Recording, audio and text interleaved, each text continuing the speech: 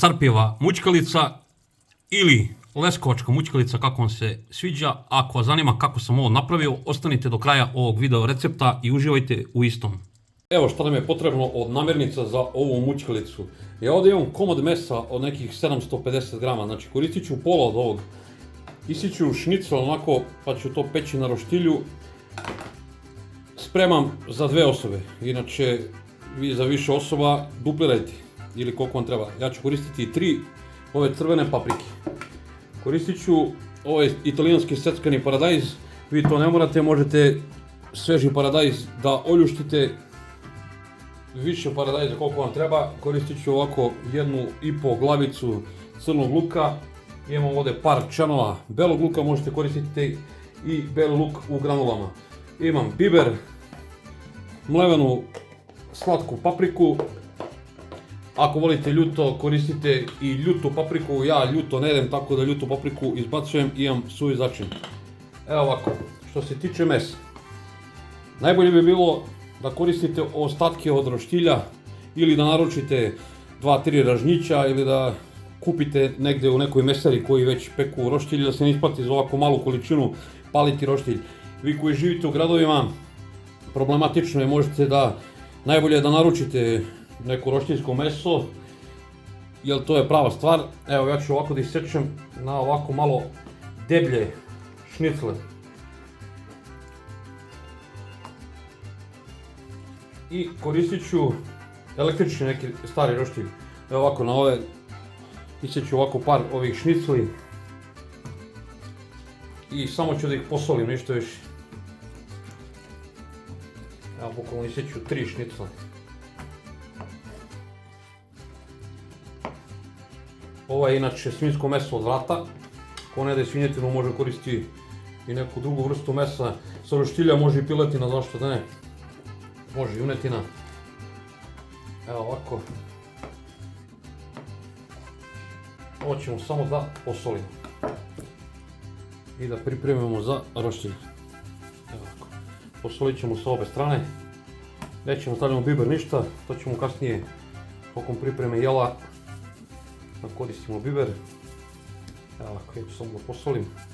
Papriku treba da ispečete kao za zimnicu ili za ajvar. Znači, ako ja ću ovo na roštilju, možete da pečete u rerni ili onako na plotni. Tako da ja ću to sad da izađem i da ispečem na roštilju. Luk ćemo da isečemo onako na kockice, tako da idemo dalje da nastavimo ovaj recept, idemo da pečemo malo na roštilju ovo. Evo prvo pečem papriku kao za zimnicu ili za ajvar. Kada ispečete lepo sa svih strana, onda uzmite neku kesu ili neku šerpu sa poklopcem. Ubacite ovdje papriku, poklopite da se dobro potpari i onda se lako ljušti. Evo kao što sam rekao malo pre, ubacite ovako neku kesu ili neku šerpu sa poklopcem, ali ovako najbolje u kesu. I ostavite da se to dobro potpari, onda ćete lakše da oljuštite to. Evo meso pečemo s obe strane dok se ne ispeče lepo, klasika. Evo ovo je pri kraju i onda idemo da završimo ovu mućkalicu. Evo, ispekli smo meso, neka se ono malo prohladi. Prvo ćemo da iseckamo crni luk onako na kockice. Ne morate nešto sitno.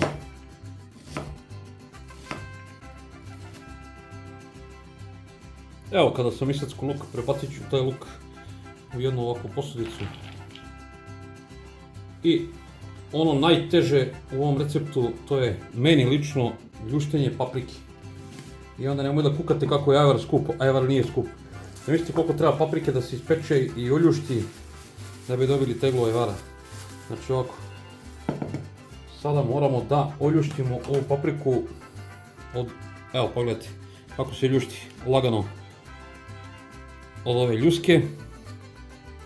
Ovako sa svih strana. I iznutra treba da se, evo ovako ja ću da obradim ovdje oko ove petiljke. Morate da očistite i sve ove semenke, jer ja te semenke ne podnosim. Pogotovo kad nam se zabiju između zuba. Ovo se još nije dobro ohladilo, tako da mi je vruće poprilično. Evo, znači ovako, svaku papriku ćemo da oljuštimo. I od sjemenki i od ove ljuske. Jednu po jednu. Evo, kada sam papriku oljuštio, isjećemo tu papriku jednostavno na manje delove. Evo ovako, ne morate mnogo da je sitnite.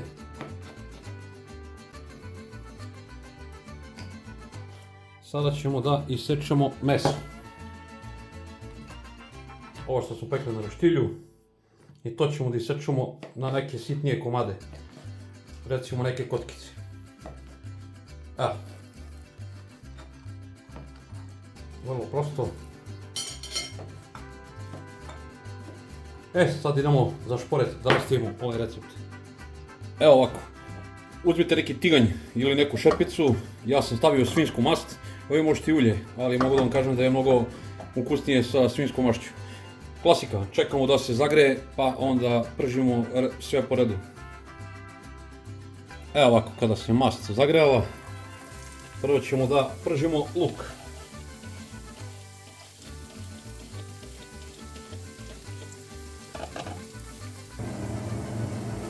Evo kao što vidite, luk je malo i krenuo da hvata, zato što sam pržio na najjačoj vatri, ali nema veze. Ovdje je to skroz ok, dozvoljeno što se tiče ovog jela. Ovo je bilo na najjačoj vatri. Sada ćemo da ubacimo papriku. I to ćemo još malo da propržimo sa ovim lukom. Znači sad možete smanjiti vatru, ne moram na najjačoj. Sad ću ja to uredim. Evo ovako, par minuta ćemo da pržimo ovu papriku s ovim lukom. Evo nakon par minuta prženja ubacit ćemo ovaj paradajz. I nastavit ćemo ovo da pržimo. Sad možete dodati i malo vode.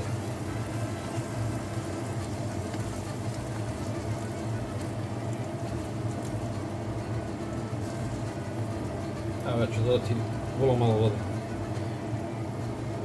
Vruće vode. Bitno je da se ovaj luk dobro uprži zajedno s ovom paprikom.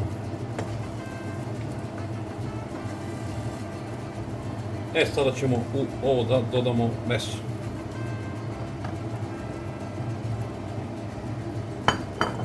Evo, dodali smo meso. Malo ćemo da promešamo. Evo, nakon par minuta sada ćemo ovo da začinimo. Ja ću baciti suvi začin. Moramo ovo dobro da izdinstamo, da se ovo bukvalno pretvori u kašu. Kasnije ćemo da probamo ovo, kao i svako jelo pri kraju. Ako bude trebalo još ćemo dosoliti. Znači stavio sam suvi začin, stavit ću biber. Stavit ćemo malo slatke paprike. Ovako nasecko sam i peršun, ali to ću pri samom kraju da ubacim. Sada ću da ubacim beli luk. Vi ubacite ovako po vašem ukusu, ja neću puno. Ubacit ću bukvalno 3 čana belog luka. Evo, beli luk meni, pravo da vam kažem, u zadnje vreme omotaralo se, šteti mi želucu, tako da moram da ga smanjim ili izbjegavam maksimalno. Evo ovako. U ovo ćemo dodati još vode. I nećemo puno da mešamo. Dodavat ćemo s vremena na vreme vodu u ovo. Sada ćemo ovo da poklopimo malo. I s vremena na vreme protresite tiganj ili šerpu. Znači ne morate da mešate, po potrebi samo dolijevajte po malo vode. Ovo treba lepo da se ukuva, da bude onako kašasto. Nastavljamo ovo da dinstamo. Evo, dok se ovo dinstalo, ja sam za to vreme oprao sudove. Otprilike jedno 10-15 minuta se ovo dinstalo i još jednom sam dodavao vodu. Sada smo otklopili ovu posudu i više nećemo da je poklopamo. Sada ću da ubacim pršut. Sad možete da probate. Ako vam treba još soli ubacite ili nekih začina koje vi želite. Ovo je malo light varijant. Ovo je jako gurmansko jelo. Morate da imate jak želudac i ne preporučujem da se ovo često jede. Ovo nije ni zdravo jelo, da se nalažemo. Zašto kažem da je light varijant? Zato što nisam ubacio ljutu papriku, jer ne jedem ljuto i nisam stavio, na primjer, slaninice i nisam stavio mnogo belog luka. Tako da, ovo je neka light varijanta, zato je nisam nazvao leskovačka mućkalica, nego ovo sarpijeva mućkalica. Znači sad ovo nastavljamo da dinstamo dok ne dobijemo željenu gustinu, znači dok se još ne ukuva, dok se malo ne zgusne. Ovo sad možete da ubacite u neku zemljanu posudu, kako se već to naziva kod vas. Napišite mi, ja mislim da je to kod nas grne ili đuveč, znači ona zemljana posuda i možete da stavite u rernu da se ovo sad zapeče. I napišite mi iz kojih zemalja me gledate i to bi volio da znam.